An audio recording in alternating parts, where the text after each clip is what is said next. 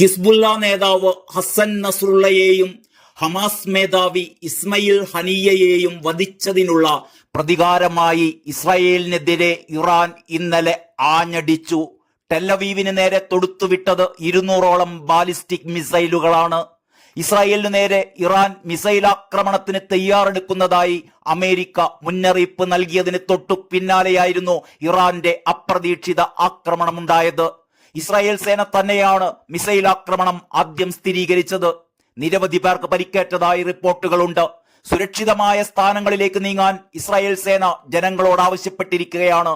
ചിലയിടങ്ങളിൽ മിസൈൽ പ്രതിരോധ സംവിധാനം ഉപയോഗിച്ച് ആക്രമണം തടഞ്ഞതായി BBC റിപ്പോർട്ട് ചെയ്യുന്നു.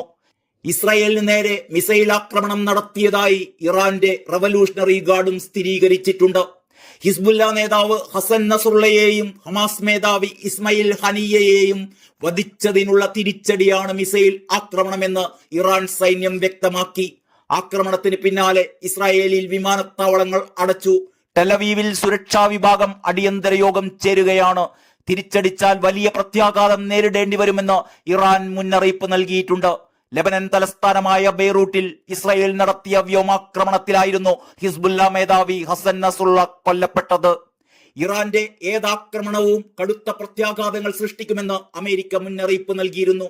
ഹിസ്ബുല്ലയെ ലക്ഷ്യമിട്ട് ലെബനനിൽ കര ആക്രമണം തുടങ്ങിയതായി ഇസ്രായേൽ പ്രഖ്യാപിച്ചതിന് പിന്നാലെയാണ് ഇറാൻ മിസൈൽ ആക്രമണം നടത്തി ഇസ്രായേലിനെ ഞെട്ടിപ്പിച്ചിരിക്കുന്നത്. ഇതിനിടെ ടെല്ലവീവിലെ ജാഫയിൽ നടന്ന ഭീകര ആക്രമണത്തിൽ 8 പേർ കൊല്ലപ്പെടുകയും നിരവധി പേർക്ക് പരിക്കേൽക്കുകയും ചെയ്തിട്ടുണ്ട്.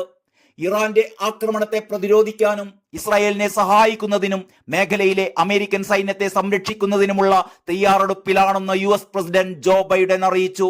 ചൊവ്വാഴ്ച പുലർച്ചെയാണ് തെക്കൻ ലെബനനിൽ ചെറിയ ദൂരത്തേക്ക് ഇസ്രായേൽ കരസേന കടന്നുകയറിയത്. പരിമിതവും പ്രാദേശികവും ചില കേന്ദ്രങ്ങൾ ലക്ഷ്യമിട്ടിട്ടുള്ളതുമാണ് സൈനിക നീക്കമെന്ന വിശദീകരണത്തോടെയായിരുന്നു ലെബനനിൽ പുതിയ യുദ്ധമുഖം തുറന്ന് ഇസ്രായേൽ കരയുദ്ധം ആരംഭിച്ചത്.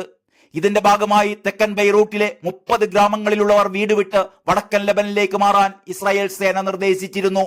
എന്നാൽ ഇസ്രായേൽ കരസേന ഇതുവരെയും ലെബനനിന്റെ അതിർത്തി കടന്നിട്ടില്ല എന്നും എത്തിയാൽ നേരിട്ടുള്ള പോരാട്ടത്തിന് ഒരുക്കമാണെന്നും ഹിസ്ബുല്ലയും പ്രഖ്യാപിച്ചിട്ടുണ്ട്.